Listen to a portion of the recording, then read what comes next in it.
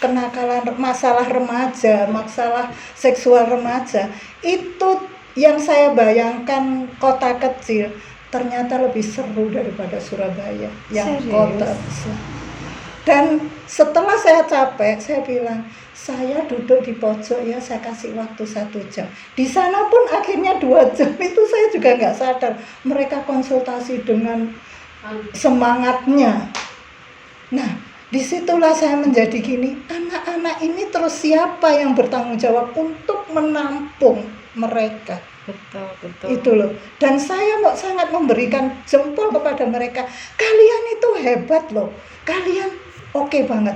Berani mendatangkan narasumber dari Surabaya, kemudian membuat sebuah wadah yang seperti ini. Itu sangat keren. Saya sampai saya sindir pimpinannya.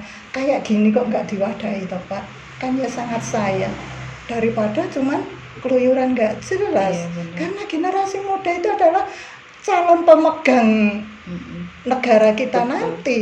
Dan topik-topik Gitu. seperti itu sangat dibutuhkan sebenarnya untuk generasi muda ya, seperti yang Mak Riri sampaikan tadi, supaya mereka bisa prepare. Betul. Supaya mereka bisa paham bahwa kesehatan itu adalah salah satu investasi dari masa depan mereka sendiri. Jadi kalau mereka itu hari ini mereka sudah tahu apa sih yang menyebabkan aku nanti kalau makananku seperti ini, nanti 10, 12, 15, 20 tahun lagi saya akan sakit seperti ini. Kesehatan sudah mulai menurun, kemudian usia itu kan otomatis semakin bertambah. Betul. Kecuali misalnya aku enggak apa-apa, nanti aku 20 tahun lagi kan aku enggak hidup. Ya nanti 20 tahun lagi bunuh diri ya. Kan Iya benar. Nah, sehingga anak-anak muda itu diberikan kesadaran seperti itu karena anak-anak sekarang kan nggak bisa disuruh.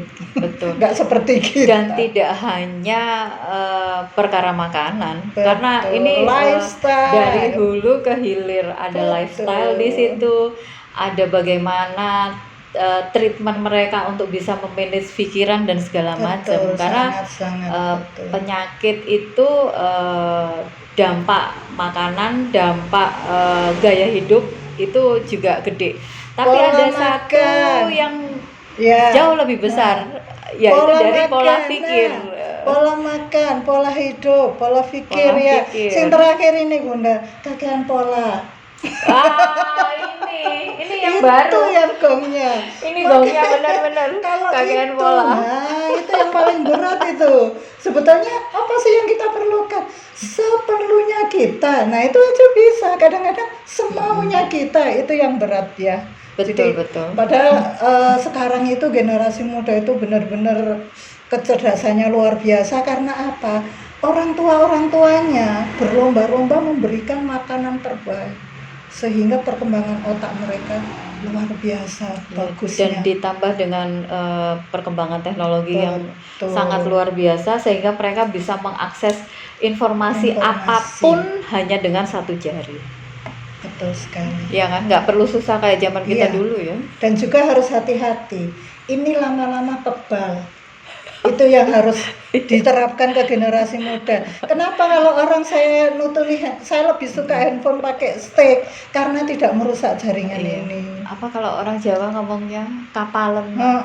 Jadi kapalen. Bisa mati rasa. Nah, betul. Nah, dulu itu awal perkenalanku dengan Mak Riri itu juga karena didasari misi dan visi yang sama. Jadi ternyata tidak banyak informasi yang bisa sampai ke para ibu-ibu di kampung ya. Padahal informasi yang kita bawa itu sederhana sekali loh, Bunda.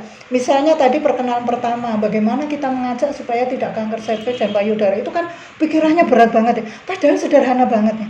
Ya apa sih caranya? Perempuan itu tidak keputihan. Itu dok nomor 1. Nah, kan wajar perempuan putihan ya nek laki ya enggak ya iya, tapi apa harus keputihan? Bukan, keputihan itu salah satu penyakit, berarti ada infeksi di organ intim perempuan itu. Dan selama ini mereka nggak sadar, gimana sih caranya? Biasa Bun, kalau saya mau haid seperti itu nggak kudu kan, sama dengan gini, pancaroba itu biasanya banyak batuk pilek, tapi kan nggak wajib pancaroba harus batuk pilek, kan enggak. Sama dengan mau haid, nggak harus keputihan, kan enggak. Kita seumur hidup tanpa keputihan, sip kan?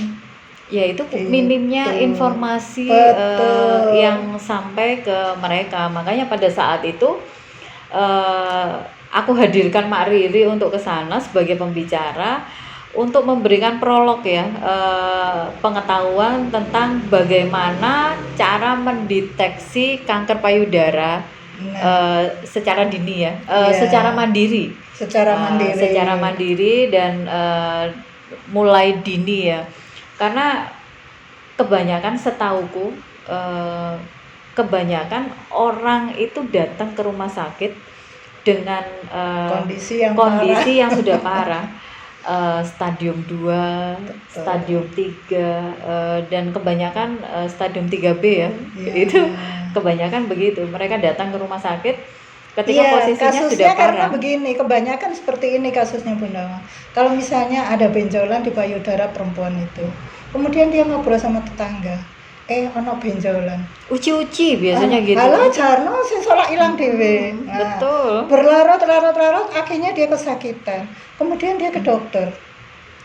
Bu, ini segera dioperasi. Kemudian dia balik. Ya toh? Balik. Diwet-wet maneh. Ya. Diobati dijamoni inilah itu, yang mana informasinya itu dari tetangga sebelah kiri, sebelah kanan maupun sebelah depan. Nah, kemudian setelah dia sudah nggak kuat lagi, dia ke dokter dan hasilnya apa? Oh, alhamdulillah Bu, nggak usah dioperasi. Betapa senangnya hati orang itu. Tapi disambung omongannya dokter mana? Berdoa saja Bu, dikuatkan keluargane. Betul. Biasanya disuruh pulang, disuruh senang-senang, disuruh makan apa aja yang dia suka, melakukan apa saja yang dia inginkan, yang dia mau. Lah itu tanda-tanda kalau sudah give up gitu. betul. Seperti itu. Mak, nanti di sesi selanjutnya kita bahas tentang cara mendeteksinya. Nah, ini lebih ke praktek ya. Praktek. Jadi bagaimana cara mendeteksinya. Bagaimana sih supaya kita terhindar dari kanker payudara? Kenapa di luar negeri banyak sekali tidak ada? Tapi simpan dulu untuk sesi selanjutnya, Mak. Oke. Kita simpan untuk sesi selanjutnya. Mak, kasih singkat aja. Apa yang harus dilakukan oleh perempuan-perempuan di luar sana supaya mereka lebih aware tentang kanker? Sebetulnya itu tadi adalah SHBS ya. Apa tuh? Cara hidup bersih dan sehat.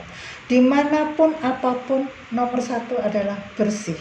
Misalnya kita buru-buru mau pergi, kemudian kita nggak mandi, semprot aja minyak wangi, itu bukan solusi.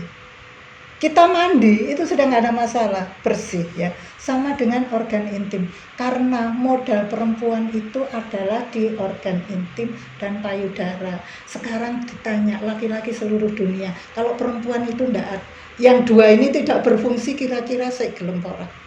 Betul. Jadi itu tadi clue dari Mak Riri. Modal dikala lampu mati maupun lampu terang, dua ini. Modalnya dua itu. Coba survei 100 atau 1000 orang. Kira-kira kalau perempuan itu dua ini sudah tidak berfungsi sebagaimana yang diharapkan, kira-kira segelem. Kecuali nek kadung ya. Oke, kita tahan dulu. Kita lanjut di sesi selanjutnya. Dadah.